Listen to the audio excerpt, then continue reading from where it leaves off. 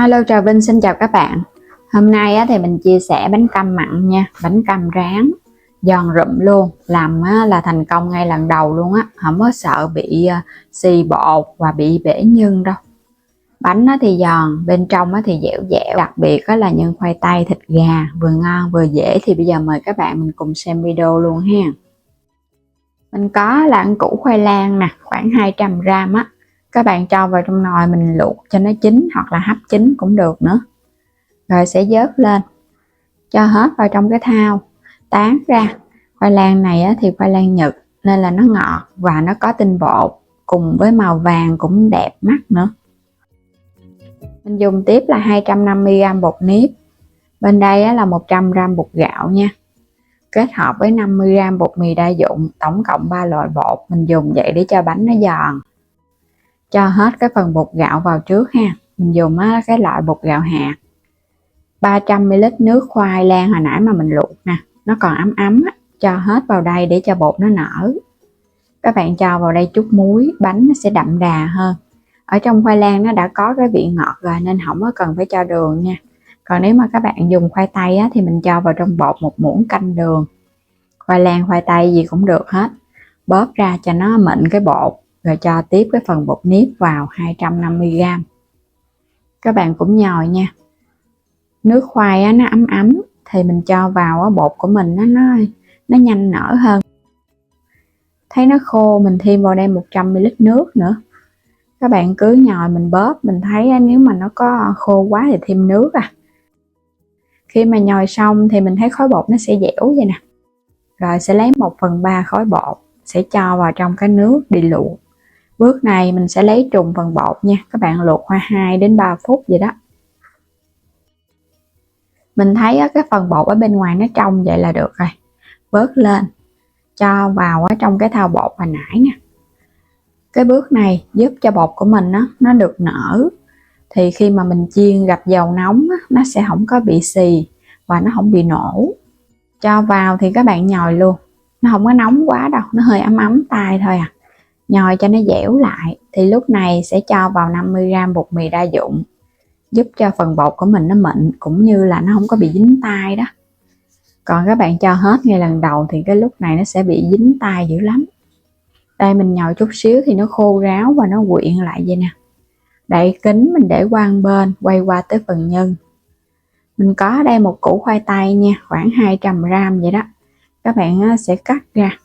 Mình dùng khoai tây thì cho cái phần nhân ức gà nó mới ngon. Các hạt lựu đều đều, vừa vừa thôi, cũng đừng có nhỏ quá. Mình có tiếp là nấm mèo đen nha, khoảng 3 tay, ngâm nở mềm rồi cái cũng sắc ra nhỏ nhỏ sợi sợi vậy đó. Các bạn cũng có thể băm lại cho nó nhuyễn cũng được, hoặc là thích sợi sợi thì cứ để nguyên sợi. Khoảng 300g nạc ức gà ha. Mình sẽ sắc ra nhỏ nhỏ trước, rồi sau đó một chút nữa mình sẽ băm sơ sơ. Hoặc là không thích băm thì các bạn sắc hạt lựu cho nó đều. Củ khoai tây cũng được. Rồi để qua một bên nha. Cho vào chảo 2 muỗng canh dầu. Mình có ở đây nửa cái củ hành tây sắc hạt lựu. Còn không dùng hành tây thì các bạn dùng hành tím và tỏi kết hợp cho nó thơm. Rồi sẽ cho cái phần nạc gà vô. Mình xào cho nó săn lên trước. Rồi tiếp theo sẽ cho khoai tây và nấm mèo. Cho hết vô một lượt luôn ha. Nêm vào trong đây muỗng canh dầu hào, muỗng canh đường, muỗng cà phê hạt nêm, chút xíu muối.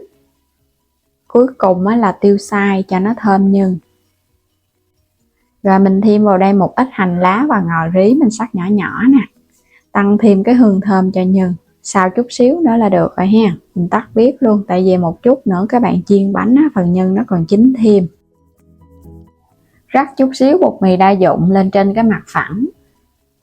Nhớ là bột mì đa dụng nha, để giúp cho bánh của mình nó giòn hơn Các bạn nhồi sơ khối bột lại, bột lúc này nó sẽ khô khô vậy nè. Nếu mà nhồi ra mà các bạn thấy bột có hơi ẩm quá thì nhớ thêm chút xíu bột nếp, chứ không thôi mình nó nhão quá là cái bánh dễ bị nổ lắm Mình chia sẻ từ từ rất là cẩn thận. Còn phần nhân thì để qua bên cái rây để cho nó nhỏ cái phần nước xuống. Có nước ở trong nhân thì cũng dễ bị xì nhân khi mà mình chiên ha. Túm cho nó sát vô nè.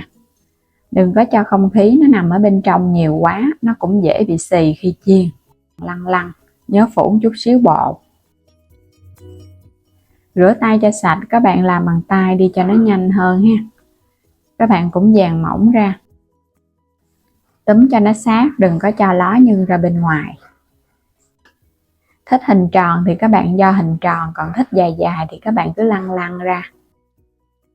Khi mà trước khi chiên á, mình lăn lại để cho cái bánh nó đẹp hơn ha. Dầu vừa nóng thì các bạn thả bột vô, đừng có để nó sôi. Mình nhớ để lửa nhỏ nha, lửa thấp thấp thôi thì bánh không có nổ, tại vì bột nếp mà các bạn để lửa lớn quá đó, nó gặp nhiệt cao là tự động nó sẽ nổ bung liền. Đây cũng chính là cái mẹo hay á, mà mình cho vào chiên thì cứ để lửa nhỏ, mình trở bề một cái mặt ở bên dưới nó tiếp xúc với cái chảo nóng thì ở bên dưới nó sẽ bị nổ, nên là mình trở bề một cái nha, trở một lần qua. Khi mà thấy cái bánh của mình bắt đầu nó nở ra vậy nè, là lúc này các bạn nhớ xoay ha, mình xoay đều đều để cho nó giảm cái độ nóng của dầu thì bánh nó không nổ. Đó, mình thấy bắt đầu như cái trứng vịt luôn ha. Trời ơi, nhìn giống hệt nguyên một cái chảo trứng vịt chiên vậy đó. Bánh bắt đầu nó hơi vàng ở bên ngoài, gấp lên thấy nặng tay thì lúc này các bạn tăng lửa cao lên để cho nó chín nhanh. Khi mà bánh vàng đều mắt vậy nè, đó, hấp dẫn quá chừng luôn. Bánh nó vàng, nó căng và nó không hề bị nổ, cũng không hề bị xì nhân. Vớt lên luôn cho nó ráo dầu. Nhớ là cái lúc cuối các bạn phải tăng lửa nha, cho dầu nó bắn ra bên ngoài thì bánh của mình nó không ngấm dầu và bột nó cũng nở, nó không bị chai á. Bánh nó mau chín, mau vàng. Vớt lên hết luôn. Cho nó ráo dầu rồi mình hãy cho nó qua bên nha, rồi cái chiên tiếp. Nhớ là cái chảo sau thì các bạn tắt bếp rồi mình hãy thả bánh vô. Đây, bánh của mình giòn rụm luôn, một mâm bánh không hề bị nổ, không hề bị nứt luôn ha. Bánh nó giòn vậy nè, nó rọp rọp luôn á. Làm kiểu này đi, bảo đảm dù là các bạn mới học lần đầu cũng sẽ thành công luôn. Ở bên ngoài thì nó giòn rụm, bên trong thì dẻo dẻo. Có thêm khoai lang thì phần bột của mình nó ngon lắm, nó ngọt ngọt và nó có cái vị bột bột á. Rồi làm ra cái mâm bánh rất là ưng ý luôn các bạn. Và cách này mình có thể làm áp dụng bán luôn ha. Nếu mà bán mình không làm nhân gà thì các bạn làm nhân thịt heo củ sắn. Làm nhân gà thì sợ nó lợi ích hơn. Gà khoai tây làm ăn thì mình thấy lạ miệng, còn làm bán thì các bạn làm nhân thịt heo củ sắn và nấm mèo là được rồi. Còn nhân mình thấy cũng nhiều, không hề bị ít nhân đâu. Ở bên ngoài giòn rụm luôn. Mình sẽ cắt thêm một cái nữa cho các bạn xem nha. Bánh cam rán theo cái kiểu hình dài, chấm cùng với tương ớt. Rồi bây giờ sẽ chấm một cái thôi, thèm quá chừng luôn rồi. Mời các bạn cùng thử với mình ha. Giòn giòn, nhân gà ăn cũng lạ nữa các bạn. Ở bên trong có thêm khoai tây ăn nó bùi bùi, lạ miệng lắm. Thay vì các bạn làm củ sắn thịt heo thì bây giờ cứ áp dụng thử nha. Ngon quá chừng luôn. Ăn một hơi chắc 5 cái luôn, chưa đã nè. Đây, thấy cái lớp bột nó như vậy là các bạn biết nó giòn tới cỡ nào rồi ha. Giòn rụm luôn á, nhưng mà giòn xốp, dẻo ở bên trong chứ không phải là nó bị cứng nha. Dù là các bạn để nguội nó cũng không cứng, nó vẫn có cái độ dẻo và giòn giòn xốp xốp. Bây giờ thì cảm ơn các bạn đã theo dõi hết video của mình ha. Vui lòng đăng ký kênh và mua thêm các sản phẩm ở trong kênh Alo Trà Vinh. Mua sản phẩm thì các bạn bấm vào phần mô tả video hoặc là bấm vào góc trái video kênh Alo Trà Vinh nha. Xin chào tạm biệt và hẹn gặp lại các bạn trong những video tiếp theo.